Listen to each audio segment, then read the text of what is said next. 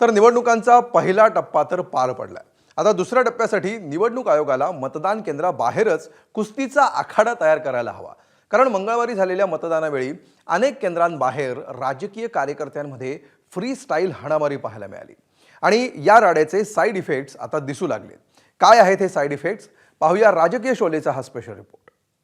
ज्यांनी दंगल करायचा प्रयत्न केला, गडबड, प्रत्येकावर केस झालीच पाहिजे आणि अशा लोकांना अटक करा. मला असं वाटतं की किमान लोकप्रतिनिधींनी लोकशाहीची चाड ठेवली पाहिजे. निवडणूक प्रक्रिया लोकशाही मार्गाने झाली पाहिजे असं आमचं म्हणणं आहे. नको रे बाबा इलेक्शन.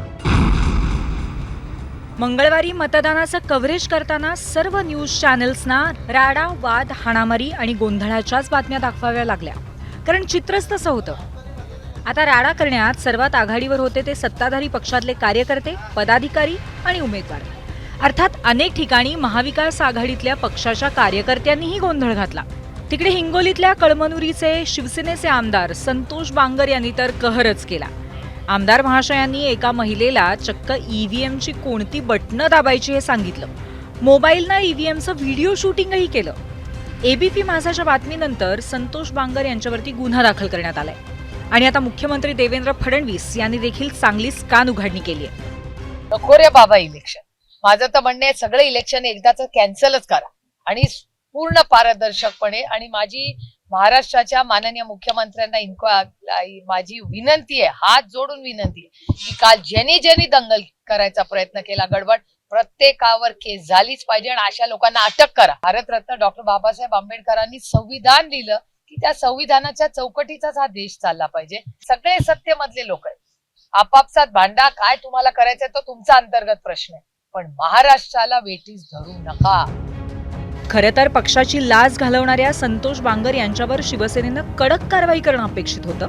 मात्र एकनाथ शिंदेंनी कान पकडण्यापलीकडे काही केलेलं दिसत नाहीये. मला असं वाटतं की किमान लोकप्रतिनिधींनी लोकशाहीची चाड ठेवली पाहिजे आणि लोकप्रतिनिधींनी निवडणुकांमध्ये आपण कसं वागतो आहोत, आपण काय संकेत देतो आहोत, काय संदेश देतो आहोत याचा विचार केला पाहिजे असं माझं मत आहे. अरे जे लोकप्रतिनिधींनी आपण कसं वागलं पाहिजे हे ठरवलं पाहिजे आणि निवडणूक प्रक्रियेमध्ये देखील या ठिकाणी निवडणूक प्रक्रिया लोकशाही मार्गाने झाली पाहिजे असं आमचं म्हणणं आहे. महाडमध्ये निवडणुकीदरम्यान भरत गोगावले यांचा मुलगा विकास गोगावले आणि सुनील तटकरेंचे समर्थक सुशांत जांभरे यांच्यात जोरदार राडा झाला.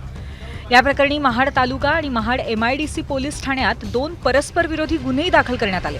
अंगरक्षकाची बंदूक हिसकावणं, सोन्याची चेन आणि मोबाईल लंपास करणं असे गुन्हे विकास गोगावलेंवरती लावण्यात आले. तर सुशांत जांभरेंसह इतर 12 जणांच्या विरोधात गोगावले गटाच्या वतीनं गुन्हा दाखल करण्यात आलाय. बीडच्या गेवराईमध्ये राष्ट्रवादीचे आमदार विजयसिंह पंडित विरुद्ध माजी आमदार आणि भाजप नेते लक्ष्मण पवार असा संघर्ष पाहायला मिळाला. प्रकरण दगडफेकीपर्यंत गेलं. या घटनेत माजी आमदार अमरसिंह पंडित यांचे स्वीय सहाय्यक अमृत डावखर यांना जबर मारहाणही झाली. त्यांच्यावर सध्या खासगी रुग्णालयात उपचार सुरू आहे. लक्ष्मण पवार कुटुंबानं अमरसिंह पंडित यांच्या हत्येचा कट रचल्याचा खळबळजनक आरोप अमृत डावखर यांनी केलाय. हे जे लोक आले, बाळराजे पवार आणि त्यांच्यासोबत 5 ते 6 जण होते, ते खरं म्हणजे अमरसिंह पंडित साहेबांच्या खुनाच्या इराद्यानंच हे लोक आलेले होते. त्यांनी पहिल्यांदा अमरसिंह पंडित साहेबांच्या नावाने शिवीगाळ करून त्याला आज संपूर्णच टाकायचं आहे असं म्हणत ते धावत आमच्या कार्यालयाकडे आले. मी त्याला हात जोडून विनंती केली की तेही तर नाही आहेत, तुम्ही असं करू नका. रायगडच्या महाड आणि बीडच्या गेवराईप्रमाणेच महाराष्ट्रात अनेक मतदान केंद्रावरती गोंधळ झाला. या प्रकरणी परस्पर विरोधी गुन्हे दाखल करण्याचे सोपस्कार पोलिसांनी पार पाडलेच असतील.